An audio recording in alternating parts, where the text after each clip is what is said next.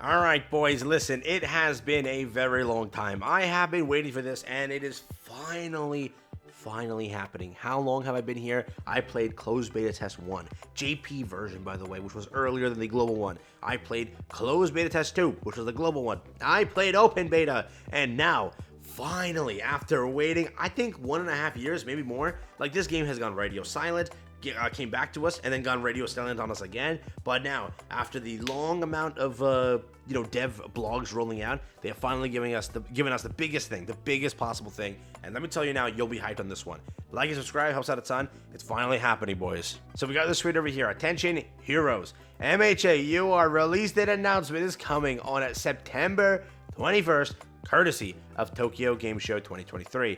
Be ready for it on the 21st, basically less than 7 days away from today. We will be arriving to the greatest presentation. They're going to give us the release date for MHA Ultra Rumble. I told you the Fortnite thing currently kicking off and having a blast, being MHA x Fortnite, was to be a marketing stunt to allow players to know about the My Hero Academia IP if they don't, and if they somehow see this in the news, Ultra Rumble getting a brand new Battle Royale game, and they like the characters, maybe it coincides perfectly. I don't know, Epic Games Launcher, it's going to happen, right? This is going to pop up over there, it's going to probably, so all of this stuff makes a lot of sense.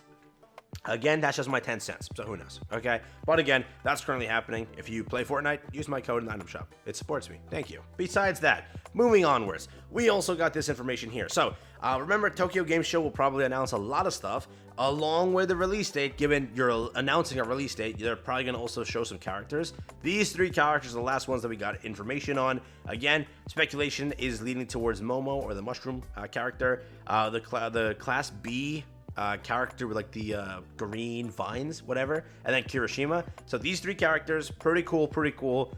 They potentially will get announced to us over here at Tokyo Game Show. So curious on what happens there. Very cool thing to see. Beyond that, we have Devblog 8 over here that also dropped. Apparently they're making some changes here. So first they say this, just note this part. We are now working on fixing bugs and implementing updates every day as the development reaches its final stages, which is really cool to see. Everyone from the staff is now in Plus Ultra form.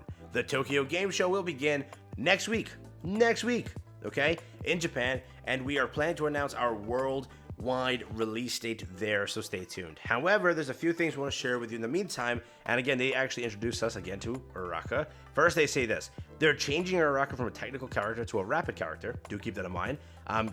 They also describe her skills here, which I don't think any of these changed, right? Zodiac Wire we have. It allows her to just basically, grapple in a way, and then just Spider-Man. She shoots her wire and then flies. I don't know, right? Zero Gravity basically floats. That's there too. So both these skills I'm pretty sure were there. Home Run Comet. I'm pretty sure that was there too. Correct? Nebula Space can be used to attack opponents from mid-long distance. Was this there before? I don't know what they're trying to say they changed here. All I know is for a fact they say they changed this, right? So she's now a rapid character, but I am curious on what they meant there.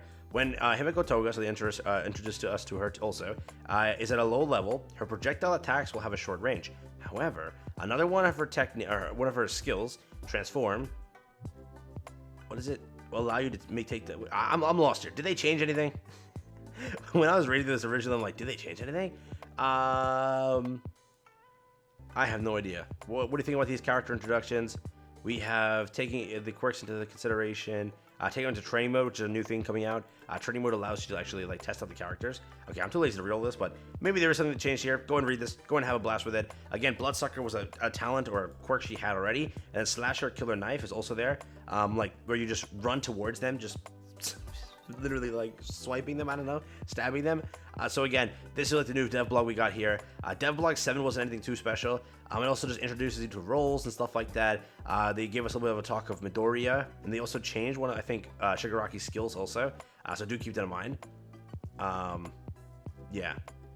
So that's the thing that currently happened. We'll also see what happens the entire Tokyo Game Show, what gets announced, or whatever happens there, correct? But for right now, what I can tell you is, yes, coming soon, September 21st, Tokyo Game Show will announce something about the release date. I am hoping, and I'm really hoping that if they are planning for a good release date, they plan out what games are releasing, correct? Because during these next 3 months, there's a lot of gacha games releasing. There's a lot of big games also releasing. So I'm hoping they don't destroy their marketing and basically toilet out the game because of what they choose to release around it. There is the Naruto game planned for November, so I'm hoping for not a November release. Like first bare bones, if it's not October, why?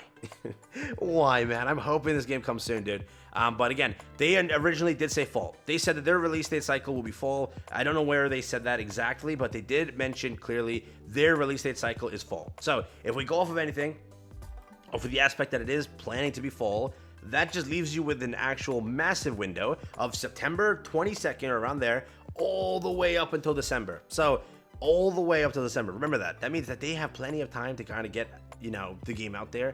And if they wanted to, I'm trying to like find the dev blog that said it. I found the tweet. But yeah, if they wanted to, they can easily push this game back all the way up to December. They gave you the release window of fall. Fall is still December. Keep that in mind.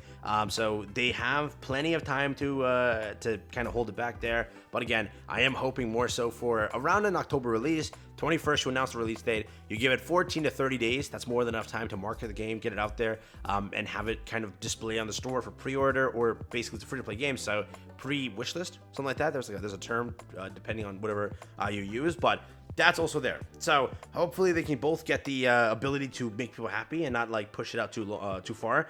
But they also managed to at least get enough marketing for the game, because again, you saw the open beta. They didn't market it at all, but the game still did very, very well. I almost didn't find out about the beta.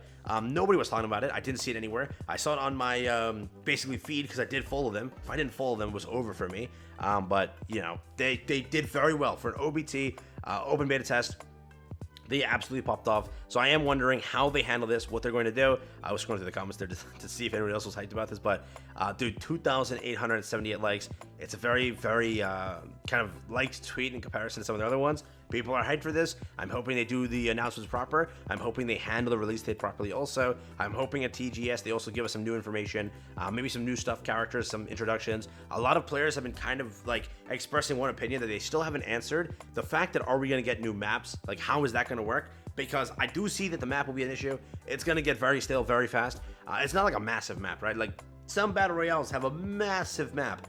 This is more so a smaller one, though again, the reason that it's smaller is because it's less players in an arena, right? But definitely the biggest kind of issue players have is the map. So I wonder if they're going to ever give us an idea if there's more maps planned, more POIs planned, more, again, if you don't know what POI is, a point of interest, so like a landing zone, anything like that. Like, how are they going to tackle that aspect of it? There are so many different locations in the actual, I guess you could say, world or lore of the actual IP. So a lot to expect with that. I'm hoping they give some sort of announcement on that. That is the only thing that I've seen people really have an issue with. Characters-wise, they said they got your back. Every season, multiple characters. The way to obtain the characters doesn't seem too bad. Is it, like, perfect? It depends on how they handle the finer aspects of it. On the regular, just outer aspect of what we hear, doesn't seem too bad, but who knows if it's like, I have to buy the battle pass every season to guarantee all three, I can only get one per season.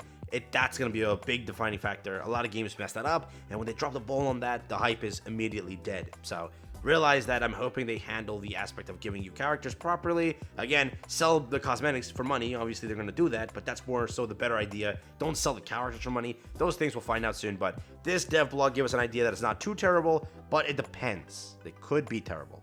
We'll have to see. So, take care. TGS, 21st. Stay tuned. Mark your calendars.